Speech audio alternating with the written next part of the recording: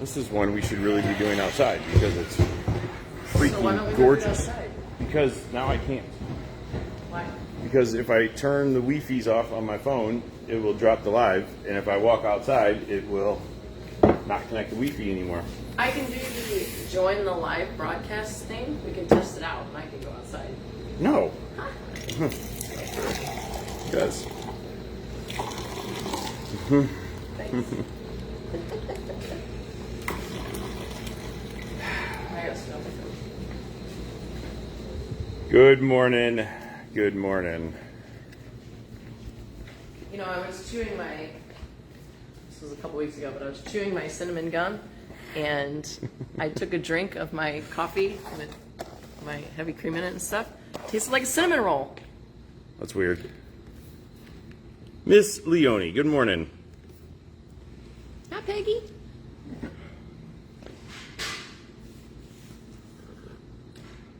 Why aren't you talking? I don't know. Good morning. Hold on. Let me do it. You do it. You say, good morning. Then you take a sip. Good morning. That's what you do. No, I say good morning, good morning. No, you have a pause. You have quite a long pause, actually. You kind of look up at the top and see. Now I can see your wave. I couldn't see your wave before. All right. Go away. Welcome to Monday.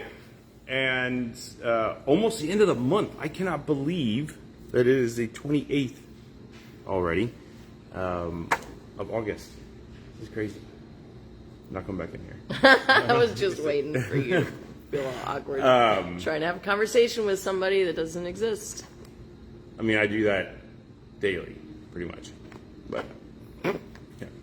I mean, I know you do. You sit at your desk and have a conversation with somebody who's not next to you. I don't know what you're doing over there half the time. You're like, yeah. Yep. Yeah. Talk to myself. And I answer myself. Yes, which is the scarier part. Welcome to Monday, almost the end of the month. We still have sales going on all this month that I don't.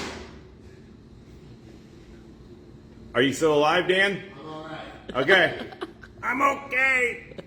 It's okay. Dan is just in the background making noise all the time. Wasn't it Dan that was doing the grapes, or was that Aaron? I think it was Dan. No, it's Dan. It He was likes me. to. What? What's going on here? That's Jan. Good morning. Liz is right on the entry. See? Told you. I'm right. See I that? wanna go back and Thank watch. you, Jan. First thing in the morning, I get told I'm right. And Peggy. Wow. Did you see this? I'm getting ganged up on. Where the heck are all the dudes at? I'm happy. If it doesn't matter, I had who was telling me I was right the other day, and That's that probably was a guy. working, but it doesn't count. Sure it does. No, not at all. Sure it does. Anyway, it's Monday. It's almost the end of the month, so we still have sales going on for this month.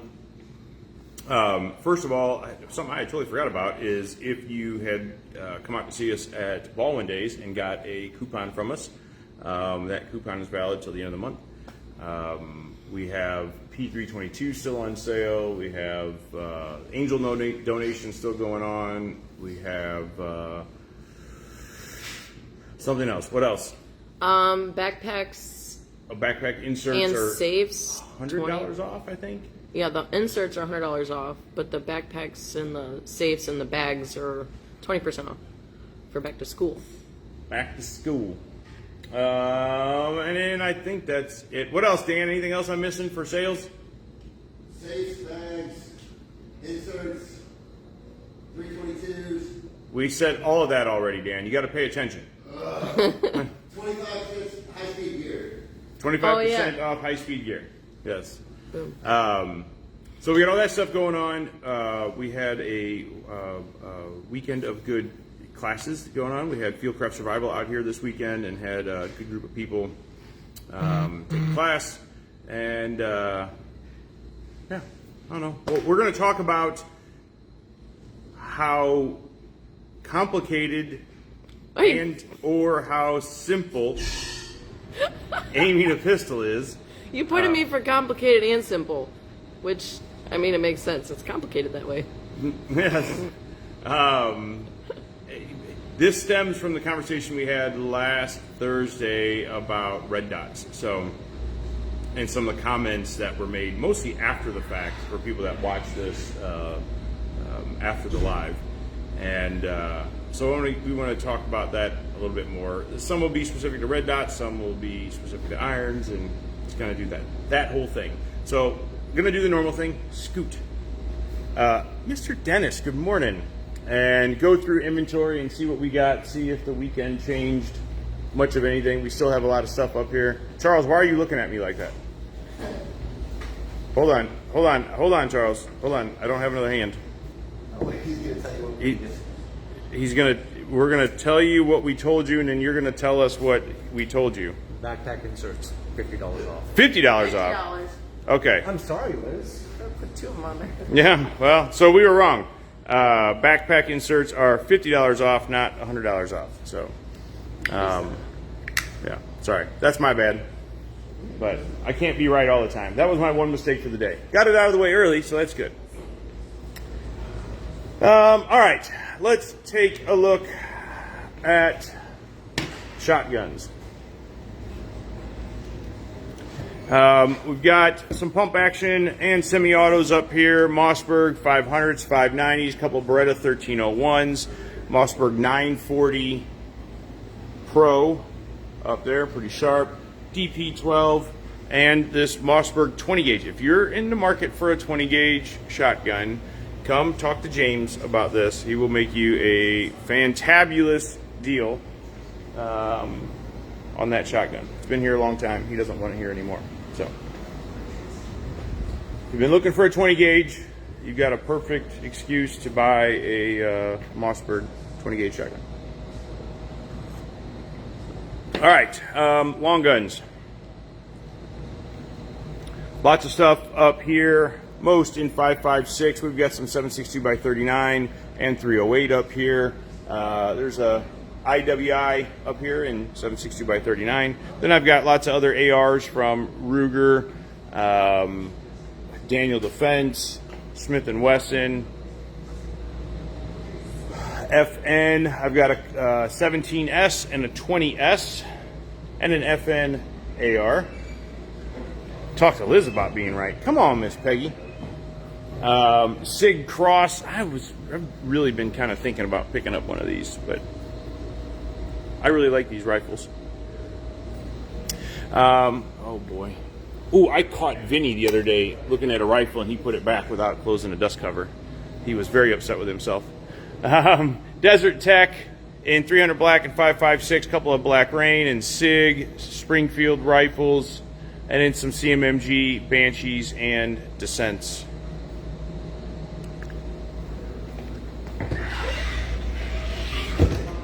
On to the handguns. We've got some Shadow Systems pistols in here, XR, DR, and MR 920s, and then a couple of CR 920s as well. Springfield, XDM, Echelons, Hellcats, Prodigies. And there, Smith Equalizers, Shield EZs, Shield 2.0s, Bodyguards, CSX, M&P 5.7, Shield Pluses, SD9s, and standard M&P 2.0s. Sig, I've got this pretty cool looking P210 single stack 9mm there. A couple other legacy guns, and then lots of 320 options and 365 options. In here, AXG Legion. It's a sharp looking pistol. Berettas, 92 variants, X's, Performance, M984s, a couple of, a PX4 and an APX, CZP10, and a couple of HK BP9s. FNX 45, 510T, so 10 mil, 509Cs, T's and mids, and LS Edge. Still have rebates on some FN pistols as well. Canik, all sorts of different options from Canik, SFXs, TP9s, and Mateys. Here. Glocks, I've got 47s, 19s, 48s, 17s, 34, 43X, so lots of 9mm variants. For MOS, looks like I've just got a 48, 43X, 19, and 47. So we actually have a couple of MOS guns. Walther, I've got PDPs, Q5, Q4, F-Series, PDP, a couple of PPQs, Bursa, BP9s and Thunders, Gearson MC9, Ruger 5.7, Security, Max 9s, EC9s, LCP2 and LCP Max, Taurus, Sky, and Arex pistols. We had a security guard purchase an Arex gun in one of our last classes, and got downstairs, and it was funny, after he shot a couple times, he's like, man, I like this gun a lot more than I thought I would. It's for being an inexpensive gun that has the ability to mount an optic to it. It's a really nice gun. Nice gun. All right, use case. Definitely a little light in here in the use case. Walther PPQ, PPS, Glock 43, SIG Mosquito, Car P9, P320C, M&P 45, Ruger MC, or EC9, Smith 642, G30 Glock, so 45 ACP, and a FN 509. Any questions on inventory stuff, just let us know. But that's where we're at. All right, now we need to go over and talk to Liz, since she's the one that's always right, and have her explain pistol sights and ballistics and do trigonometry and all that stuff. So get out your pens and your notepads and make sure that you take notes to inform her of all the times she's wrong. Come over here. Go. What? So what are we talking about? We're talking about What did you pistol label it? sights. What did you end up labeling it? I don't know. I don't know. Is aiming your pistol aiming, is it simple or is it complex? Well, Which is it? I Well, mean, you're going to make it complex just of because course, of course. you're going to... Man, is that dot orange or is it green? Is it... Says the red? colorblind person. Yes, this is Yes. very true. Hey, Dad. Okay, so the complexities of aiming your gun. Is it simple or complex? You just told us it's complex. You just said the complexities of aiming your gun. It depends. Yo! Don Fitz, how the heck are you? Hi, Don Fitz. It depends. Obviously, if you're a brand new shooter, aiming your gun could be a little complex. There's it has some complexities to it, and definitely as a newer shooter, it seems as though that is the most important aspect of it. Especially once you start seeing holes appear on paper. I'll be back. I'm going to go grab an orange gun. Have fun. My face is turning red. I know. Wow, look at all the space I have. I can like flail my arms everywhere and not hit you in the face.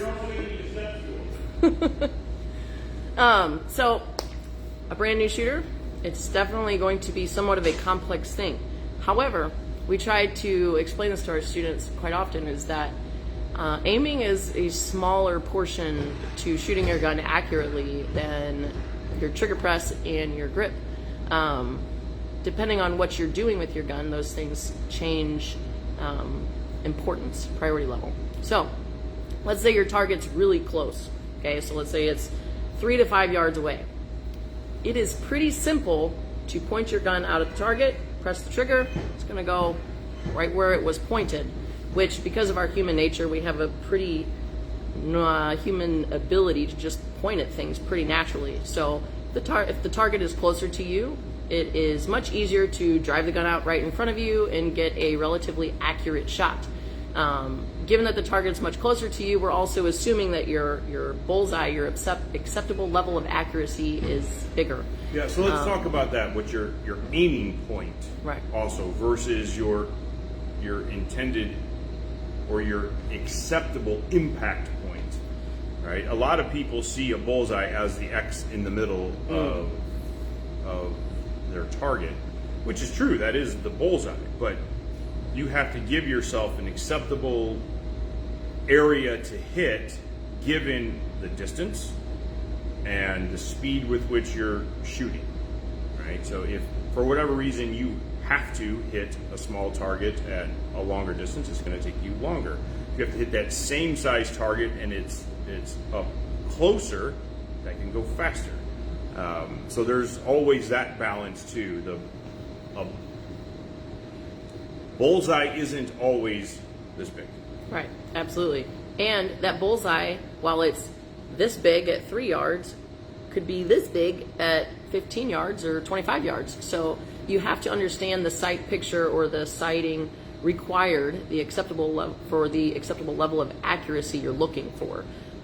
So obviously a bigger, closer target requires much less fine tuning of your sights. A target further away is going to require much more fine tuning, even to the extent where you might be shifting your focus between the target and the pistol and trying to line up those sights perfectly and or trying to see the target clearly through your red dot. Nuh-uh, you're wrong, Don Fitz. Actually, it is easier to aim my gun when I have a lazy eye. This is so funny. Okay, so I will come back to that, Don Fitz. Don't let me forget. However, so shooting something more precise, smaller target requires more complex aiming abilities. Bigger target, closer distance, not quite so important. Good grief, I can't talk today. One thing that was brought up after the fact on our video last time when we were talking about, what were we talking about specifically? It wasn't. I don't know where you're going. The last live that we talked about where we were discussing aiming. What was it? Are you talking about the target focus versus front sight focus? Is that where you're going? So I had mentioned somewhere in the video that one of the benefits of a red dot is that you stay target focused.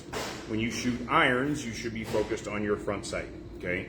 And Jason Brown, who will typically watch these after the fact because he works or something, he had made a comment and said, controversial topic or something, you should always look at the target, not your sights, right? You should always be target focused, not front sight focused. And I agree with him for him. I don't agree with him for the new shooter. And I think that I do that if I shoot iron sights, unless I'm shooting 25 yards, I'm looking at the target, but I can still see my sights. Yeah. Right? But I'm still looking at the target. If I look at the target, I can still see that my sights are relatively lined up, and my bullseye's this big and it's 7 yards away, that's pretty easy for me to hit. If the bullseye's this big but it's 25 yards away, well, it appears much smaller. Now I really need to focus on that front sight because its alignment with my rear sight matters more, as does my ability to press the trigger without disrupting those sights. So while yes, I think for up close, fast shooting, when your bullseye is of a respectable size, you can easily stay target focused and shoot irons very effectively for somebody who's done it a bunch. For the brand new shooter, and one of the biggest reasons, and I saw it this weekend in class on Saturday, is this person just shot their gun just like this. Bang. They just pushed the gun out, they saw the front sight on the target, and shot from 3 yards at the top of the paper. So you have to understand sight alignment, and the only way to really see that is depending on distance. So here's the other thing too, right, is when we're using our sights, our rear sight and front sight, and a target, okay, the distance relationship between the rear sight and the front sight's not that great. Okay, it's not a big difference. If the target is only 2 yards away, that's not a huge difference either. So even if I'm looking at that, I can still see both of these pretty clearly. But if it's 5 or 7, 10 yards away, if I'm staring at the target, now the distance relationship between the target and my front sight's pretty great. I might not be able to see either one of these hardly at all. And if I don't understand what it's supposed to look like, I can't, my gun's not lined up. It's not actually aimed at anything. I'm still going to hit what I'm aiming at when the gun goes bang, but it's not going to be aimed where I think it is. So here's a mental thing about newer shooters.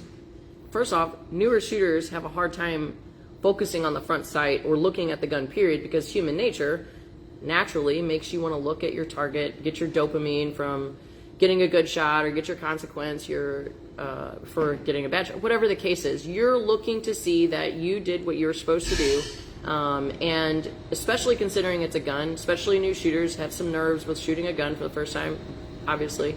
But if you're holding something that is dangerous and you're already nervous about it, and then you point it at the paper and you pull the trigger and you expect it to go somewhere, when it doesn't go there, it can make you more nervous and it gets in your head. There's very much a mental aspect, which is, in my opinion, the majority of the reason why we miss, period. Your sights are, and most instructors will say this, it's like 30% of your accuracy that it comes from your sights. Most of it is your grip, your trigger press, and basically where we're trying to take this is to explain to you that as a beginning shooter, you learn to use your sights, you learn to focus on the front sight, you learn how to get those precision shots if they're needed, and that will in turn give you a good natural point of aim to where you can push that gun out reliably to the same spot every time, and this becomes a really big deal and help with red dot sights to be able to find your dot reliably. So yes, you can get a good accurate shot as a new shooter just pushing the gun out in front of you, not staring at your front sight, not focusing on them. And to your point, Gary, it is instinctual, just like throwing a dart, throwing a ball, all that. I will disagree with that. It's instinctual to an extent, but we're talking about fine-tuning sights versus just general. No, I want to address this. So you can throw a rock and hit a target without a red dot or sights or anything like that. Can it be instinctual? Give a baseball or a rock to somebody who's never thrown anything before and say, hit this piece of paper 10 out of 10 times from 10 feet away or whatever. It's not going to happen until they practice and they start to realize how hard I have to throw it. If it's so far away, I have to throw it higher in the air and all that stuff. There's learning that takes place from repetition, not just I can grab a dart and hit a bullseye every time. That's not going to happen. That takes practice. So yes, maybe throwing something in a general direction might be I think that's okay, the point, is given the size of your target, the accuracy required for the shot, all that stuff, there is a certain aspect of it that is instinctual and normal and natural, which is to our point that we teach us in our classes. You have to trust. It's more about how you press the trigger. So we want you Absolutely. to focus less on, we still want you to use the sights relatively to get the gun on paper, right? Because there's no we don't want concept you of where pulling these the guys trigger are. really well while it's aimed up in the air, right? Exactly. It doesn't do you any good. So we explain the sights to the extent where you get it pointed at the target relatively, and we want you to focus more on your trigger press and your grip and being safe with the gun, and then the fine tuning of using your sights to get those really good accurate shots can come later, because it's a deprioritized thing. Still something to work on to give you good overall shooting abilities, well-rounded shooter to be able to shoot accurate and fast. So Don, do you shoot irons or do you shoot dot? Either way, my argument would be is that you've shot more than enough. I mean, I would say the same thing. For me, shooting irons at least out to 10 yards, I'm going to be more target focused than front sight focused. I had to train my eyes to look at my front sight when I first started shooting. Because I had I only wanted to see the target, but then I could never get those precise, accurate shots, which is I really wanted to do. So I just was in my kitchen multiple times a week. I would just drive the gun straight out in front of me, point at a blank wall because there's no visual stimulation, and I just focus on it. I just focus, come back down, do it again, focus. That way I trained my eyes every time the gun was in front of my face to focus on that front sight. This is when I was shooting irons. Now that I shoot red dot, I have to retrain my eyes to look for the front sight again. Now I'm just target focused, but I have to make a decision to look at my front sight again.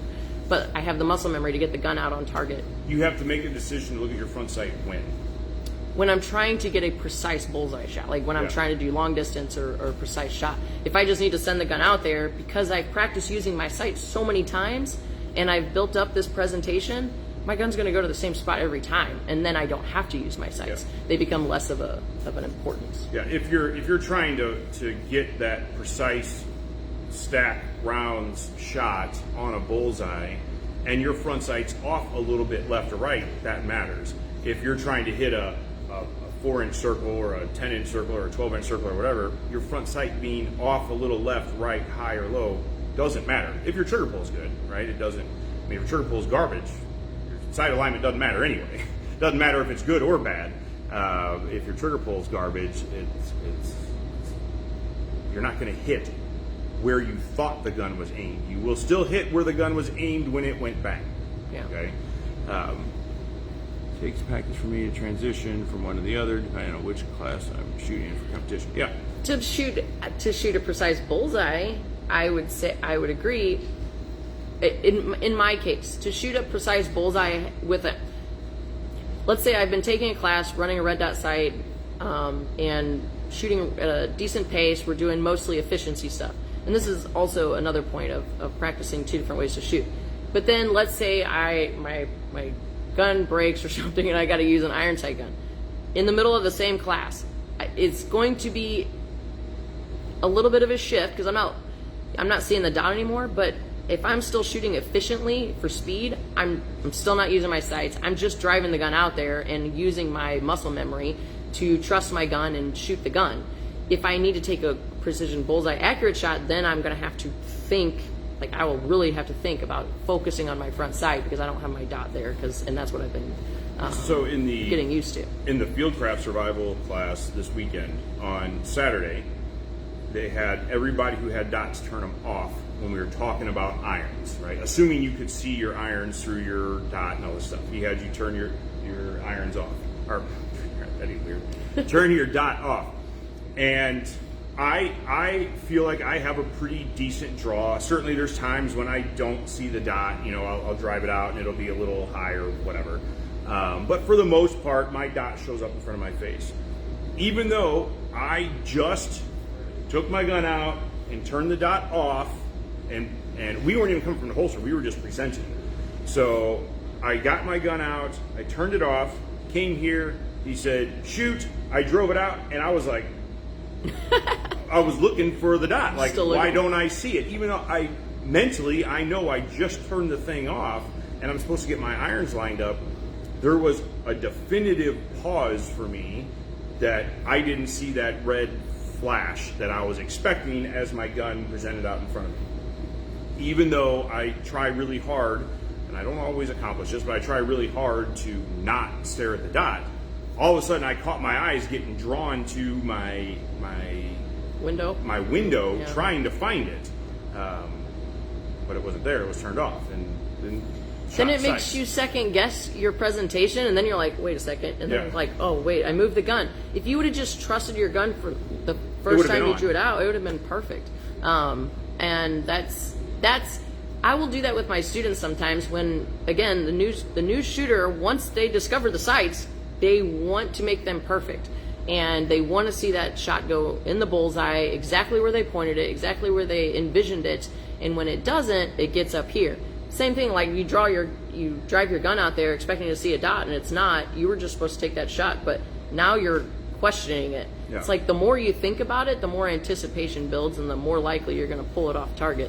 And it's not the sight's fault. It's your grip and your trigger press. Yeah, having a consistent presentation takes a lot of practice. Absolutely. Yeah, without a doubt. It's it such does.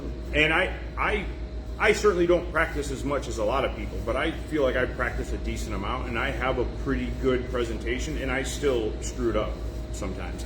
It happened to me this weekend at the end of class yesterday. We were doing a little competition of draw, shoot one shot to an eyeball on our target from 5 yards or 7 yards or something. And if you only got one shot, and if you missed, that's it. Doesn't matter how fast you did it. If you didn't break the outline of the eyeball, you lose. First couple of shooters miss. Next guy comes up, makes a good hit in a 187, and so I thought it's not going to be a problem. I'll be able to beat 187 on a let's say it's an 1.5 inch sized target from 5 yards or whatever we were at. I drew my gun and couldn't find the dot. Dot was gone. My dot was high. I brought the gun down, and as I brought it down, I squeezed the shot, and I actually shot high. A norm for me when I miss, when I yank on it, is shooting high. I have a tendency to squeeze with all my fingers, and I shot just over the top of the eyeball. So I was out. I lose. I was certain I was going to win that. I did not.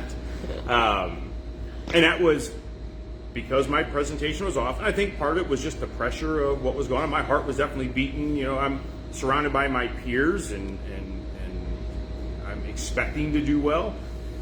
And I drew a gun out, no doubt. It was gone, tried to fix it, and then my trigger pull was garbage, and I lose. John makes a good point. Transitioning from one firearm to another, one with the dot, one with irons, is difficult if they're different firearms with different grip angles. Absolutely. I agree. Yep. Shooting That- grip angles, bore axis, all that stuff makes a good amount of sense. It's like driving your cars. And a lot of newer shooters get a little hung up on this. It's like, well, I want to shoot with the gun that I have at home and blah blah blah. And it's like, well, shoot one of our guns first. Get repetitions and blah blah blah. And a lot of people want to shoot with their gun specifically. I get that. As a newer shooter, it doesn't matter. We're learning safety and the basics of, grip and trigger press and all that stuff. And it's just like driving a car. You go get into the instructor's car and, most of the stuff is where it needs to be. The blinkers on the same side, the shifter and all that stuff. And then once you get good at the basics, then you can switch guns all day long. But the higher level shooter you get, the more you start noticing those little differences there. And when you build up good muscle memory presenting your Glock the same way every time, and then you get a SIG or vice versa, that is a big difference there. Yeah, Big that difference. Exact thing happened to me when I took the Modern Samurai course. I'd been shooting SIG for about a year and a half, my 320, and went out and took the course, and the dot fell off, and I switched to a Glock, and I shot Glock a lot previous to that, but just because of the grip angle being different, I think my dot was presenting high all the time. I can't remember which way it goes, but it felt very foreign. Even though it's a gun and most controls are in the same spot, there's just little tweaks. As a brand new shooter, unless you've got thousands of repetitions, you're not going to notice the difference. It won't You're matter. just not. And sometimes thinking about a lot of that stuff, when a newer student shooting a gun and they don't hit it where you want. Of course, the first thing you're doing is problem solving. We're humans; we want to problem solve. So therefore, they're not necessarily excuses. Sometimes they are, but my eyes or my glasses or this or that, or I have nerve damage in my fingers or all that stuff. And us as instructors, it's like it's not any of that. The more you think about that stuff, the more you say, well, I can't see that far, or I'm wearing these transitional lenses today, or whatever the case is. In most cases, that stuff is not really going to be an issue, especially for a new shooter. All of it's just getting in your head and confusing the things that you really got to focus on. Grip, your grip is important. Your front side I would focus. argue grip. Press. Well, okay, so good point. Grip, we could Grip is important for follow-up shots. for sure, and for speed and efficiency. Yeah. For sure. If I just want to take one shot, I could have whatever kind of crappy grip Yeah. I want. But I was if- going to save this for another live show. If I Grip well, we can and talk accuracy. about we can have one And just highlight. based on that. But I think the most important thing is having the gun pointed in the general right direction. The most important thing is being able to press the trigger without moving the gun around. But what Right? moves the gun around? Your trigger press. And well, your No. grip. Well, No. see, No. this is why I wanted to start a No. whole new show. Just wait.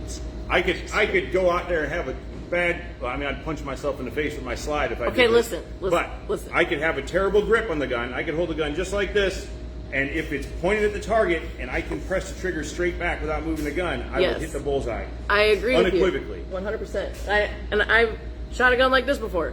Bloop. It doesn't, like, you could shoot the gun upside down with your pinky finger and get a good accurate shot. I've done it before. It's You just can't. a follow-up It's shot. the follow-up shots. When you shoot bullseyes, you shoot slow and accurate, you're more worried about your finger, your trigger finger. Yes, these other guys help, but you're more focused on trying to isolate your trigger finger because we want to pull the trigger straight back. We don't want any movement in the gun when we pull the trigger. When we're shooting fast, these fingers are going to just be going. Like there's no way you're going to control those. So that's where our grip really plays an important role. What I was trying to explain is that your finger, even because this is the most important part about being accurate and getting bullseye shots, but these guys are they're still going to move. But your goal is to isolate this guy. So it's still essentially part of your grip. It's just that your grip needs to overcome your left hand grip, or your non-dominant grip needs to overcome your right hand grip when you're shooting fast. Your trigger finger has to overcome your grip when you're shooting accurate. So that's my. This is what Benny does, my 4-year-old. He brings his eyebrows up really high. So he puts his hands on his hip. He cracks me up. Don Fitz, I want to go back to the lazy eye thing. So in my Go fast, don't suck. yeah, in my Karen, good morning. in my slideshow from whatever class it is, there's a picture of me pointing the gun. And it's just like it looks just like this, and you can see me looking at my gun like this. And I bust up laughing almost every time because when we went downstairs to take this picture, I had an optic on my gun, and Phil was just taking the picture from off to the side, and I had to try to focus on my gun so I didn't look like, hold on, let me see if I can do it. So I see this eye go lazy over here. So it looks off to the side. I have a lazy eye. When I shoot my gun with iron sights, it's awesome because I have one eye that looks right down the sights of my gun, focus on my front sight. This eye goes lazy. It's fantastic. I can see, I have all my peripheral vision. I have my nice singular sight picture. I don't have to worry about anything shooting irons with my lazy eye. When I shoot red dot sight, that's tough for me because I did not have stereoscopic vision. Means that I can take each image from each eye and put them together in my brain. My brain doesn't do that very well until last year. You had to be taught how to. I had to be taught. I had to learn how to do that. So it was freaking fascinating. a huge. Oh my gosh! I got so many things to talk about. Soon enough. But anyway, so with this picture, I can see my brain, like how much I'm focusing, like trying to look at my gun with both of my eyes. So red dots have been a struggle, a challenge for me having a lazy eye. I have to train my eyes to look at my gun with both eyes. I can move this one, like as I want to, but when there's a gun in front of me with iron sights, because I had practiced focusing on my front sight so much, this guy just goes off and I couldn't control it to save my life. So now I'm learning how to shoot with both eyes, like legitimate, not just open, but actually looking at my gun. At your target. At my target. Yeah, I'm trying to look through my optic with my dominant eye and look at the target with my left eye. But the gun, as soon as it's in front of me, this eye goes lazy. Let me see that work out. Let me see if it'll do it. Let's just see. It's like, okay, so yeah, see, my left eye just went right lazy. Let me see if I. So now I see two guns. It's been an interesting thing for me, but shooting a red dot with both eyes open, if you don't already do it, you should do it. It's so much faster. It's very enlightening. especially for follow-up shots. You know, the initial presentation, initially learning how to use a red dot can be way slower and it can be frustrating. You know, it's and we can dig more into that another time if you guys want. But we saw it this weekend. Again, one of the students that took 2 days, took both classes, Saturday, Sunday, from Fieldcraft. He shot day 1 with a red dot, and he was new to red dots, and he had some frustration with it. So day 2, and he'd been shooting a long time. He's a firearms instructor and stuff, good shooter. Day 2, he shot irons. Well, day 2, we shot way faster. We were a lot of high round count and accuracy and speed, right? Accuracy is relative to whatever our target is, but he had to shoot much slower to be able to see that red or that front sight move around versus those of us with a red dot. We can just watch that dot, and if our grip is good and the dot doesn't leave the window much, you can just keep shooting the gun as long as the streak isn't going outside of whatever your acceptable level of accuracy is. Because it's lit up, you can see it while it's moving. The sights you can't really see while they're moving, so you end up having to shoot a little bit slower to be certain of your hits. Yeah, Don, that's the optic occlusion. Yeah. So if you take I don't have a dot on my gun because I have a dot on my gun. So internet, feel safe. You're safe from being destroyed today. But what he's talking about and what Liz is talking about is taking a piece of tape or whatever and occluding the front of the dot. So when you look through it, you can still see a dot, but you can't see your target through the window. you can do the same thing with iron sights. You can do the same thing with iron sights, except it's way harder. It is. To But it keep. still works. Well, I think it's way harder to actually shoot your gun. This way you can actually shoot your gun without much issue. With the sights, it's way harder because the tape doesn't stay on. With yours because you have a count. Well, but I think even in general, it doesn't stay on well. But regardless, if you put a piece of tape over this, you can aim at a target and see everything. See your dot on your target. That's the Binden aiming principle or whatever it's called. But it's a really cool thing. And then you're doing it the right way. You're not focused on your dot, and that's where things can come into play, like the brightness and the size of the dot and different things like that. Because if it's too bright, your eyes just naturally want to look at it, and it can, depending on how far away the target is, it can really draw your eye away from the target. If it's too dim and you have to look to see it, well, you're looking at your dot. So there's a balance to find the right brightness that works for you. So, Gordon, good morning. to essentially answer our question is, it depends. Yes, the answer is yes. Yes, So it depends. Let me ask this question: If I'm trying to shoot at the phone right there, am I aiming my gun right now? Yes. Absolutely, I am, without a doubt. Can I see my sights? No. I can see my sights. I can't see through my sights. But I'm aiming the gun. I can look there and still see this, right? And have a pretty high confidence that I'm going to hit my target. Yeah. Right? As the distance grows, that gets harder to do, and you start needing your sights, either your irons or your dot, more. If it's just a little bit further, maybe I'm just using the whole gun. I'm bringing the whole gun up in front of me and just simply covering a center portion of the target with the back of my slide and pulling the trigger. And you're still... I I'm think it's aiming with it. intention. I think Yeah. aiming is intentional. If I want to hit a thing and I can point it at it, I'm aiming my gun. If I just simply throw it out here, I have no care about where it is. I'm not aiming it, right? If I'm just pointing in a general direction, I'm not aiming it. But if I say I want to hit a thing, even though I can't see down the sights, I'm still aiming the gun. Doesn't mean I'm going to hit anything. But I'm making a conscious decision to point the gun a certain way and pull the trigger. I'm aiming it. I've decided that I think it's pointed at the target properly and pull the trigger. Yeah, Don, I agree. I have to do the occluded optic.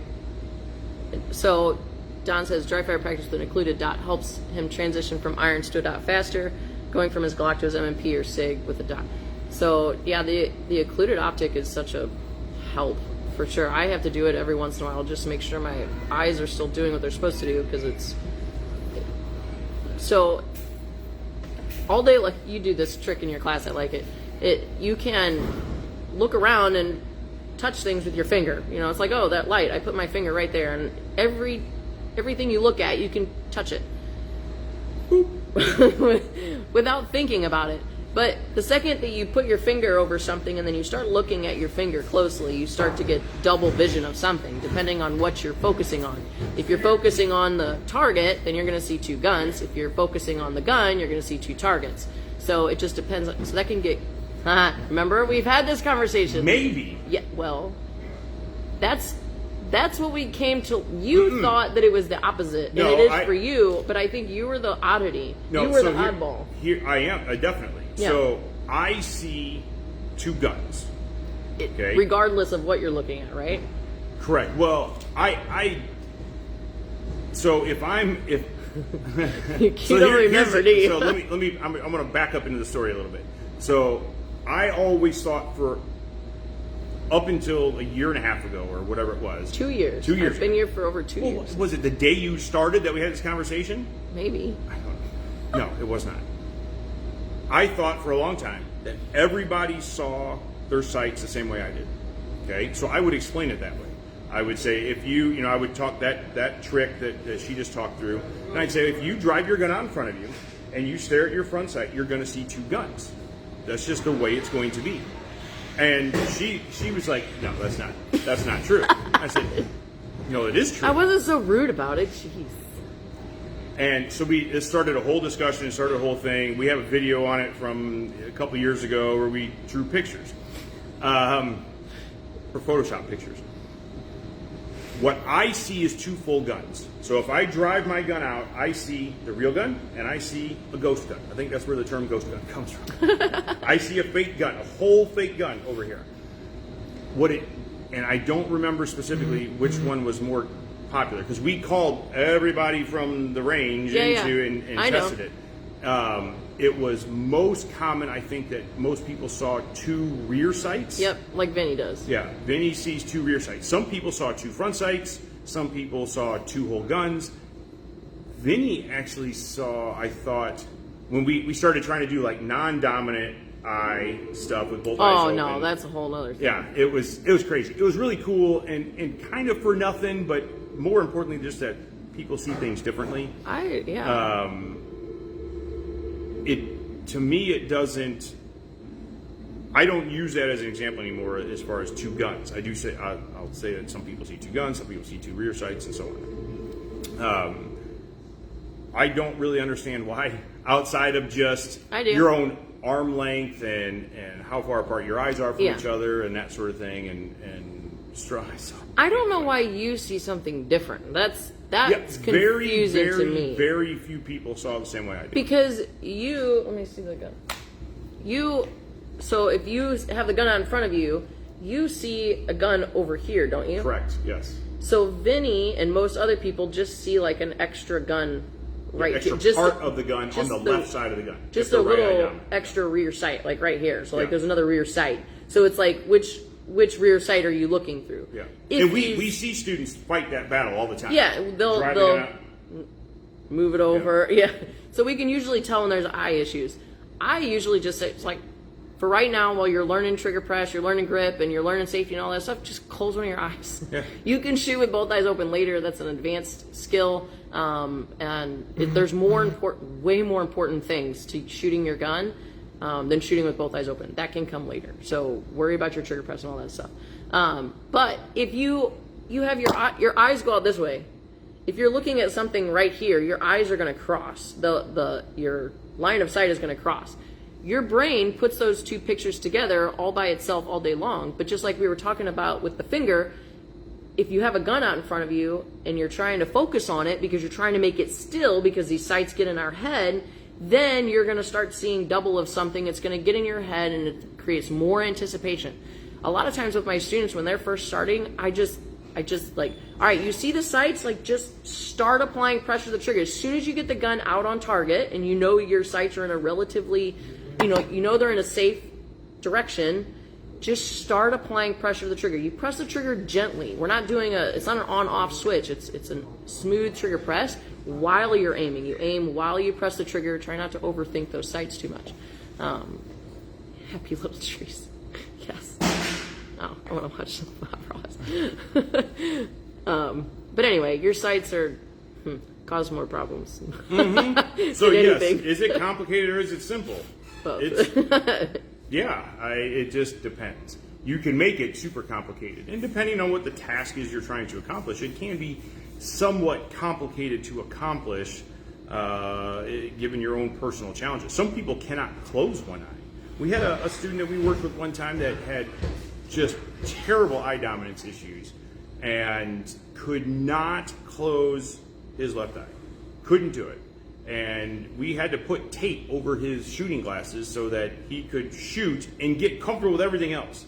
The learning to shoot with both eyes open is a skill that he can learn, but it was so distracting to him that every time he pushed the gun out, it'd be this. And he could not get it squared away. And since he couldn't close his non-dominant eye, I should say not his non-dominant, he couldn't just close one eye, either one. We had to put tape over his lens so that he could see the gun, know that his gun's on target, and just worry about pulling the trigger. And so for him, it was pretty complex. Sometimes with shooters like that, where they can't close an eye, I have to get them shooting faster before I can get them shooting accurate, because you have to trust what you see the first time you come out. If you don't block off one of your eye, you just have to trust it. Usually what we see with someone who can't close an eye is they drive the gun out there, everything's fine, but then they don't trust it, so then they go like this. Yep. But almost always the first thing that they do, it's good. It's good right there. So immediately, the first thing you see, trust it and start applying pressure to the trigger. Neutral eye dominance. So this is another thing that's very interesting.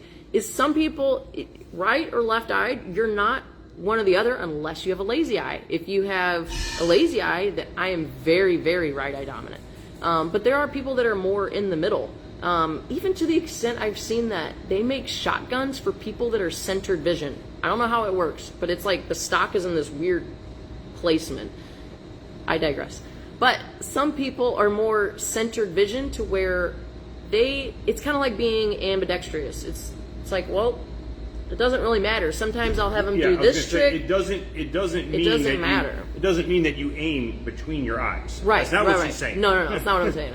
I went off on a tangent about shotguns. Yes.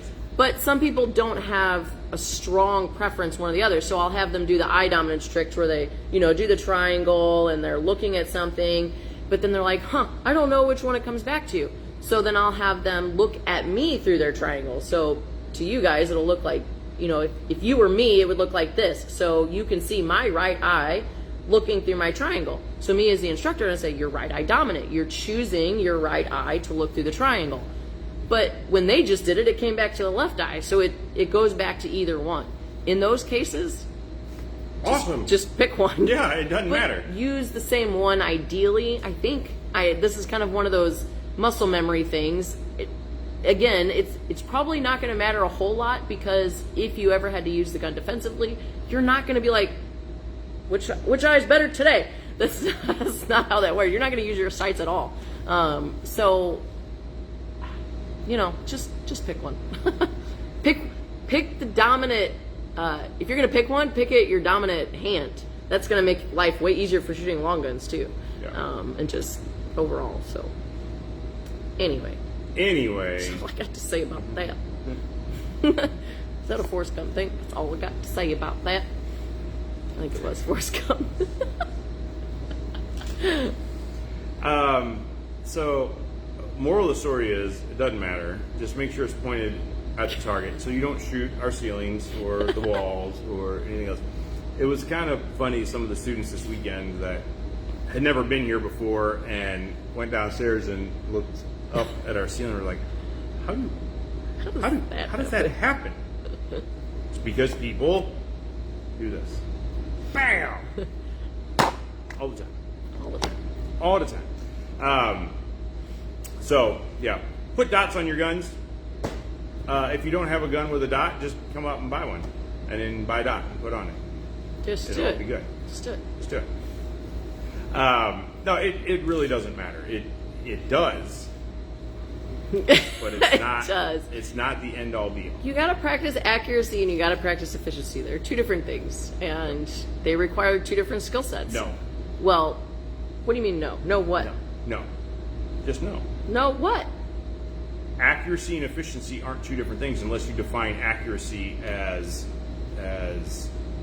hitting one small spot. Okay, precision. Yes, precision. Precision is different than accuracy. I agree, but if you're practicing to be accurate, it's like your goal is to be accurate. So what is the upper echelon of being accurate? What's the extreme of being accurate? Hitting a teeny tiny bullseye at a long... Accuracy is hitting what I choose to hit. Semantics. At a given You're distance such a pain. and given speed.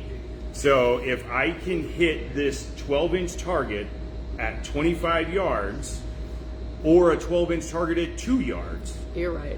I'm wrong. You're right. I'm wrong. Now, if you say that you have to hit this 1-inch bullseye at 2 yards or at 25 yards, that's way more complicated. Yes. Right? That's precision. I get it. I understand. Accuracy is choosing what is acceptable for me to hit and hitting it at whatever the distance and pace. An is that I'm trying to acceptable level of accuracy. Correct. Yes. hit. Yeah. Where did... There would be no math. We haven't done any math yet. That's John Fitz. I'm not doing any math. Did that hurtless? Yes. I know, you can tell too. He's semantics. It's just, Just to say I'm right. That's all. it's okay. It'll make the day better if I tell him he's right first thing in the morning. Yeah. All right. That's it. I'm done. I've got nothing else to say. We'll do another one of these on grip and the importance of grip and all that sort of thing. And Yes. that's all. Okay. What else? That's it. That's all we got. Okay. All right.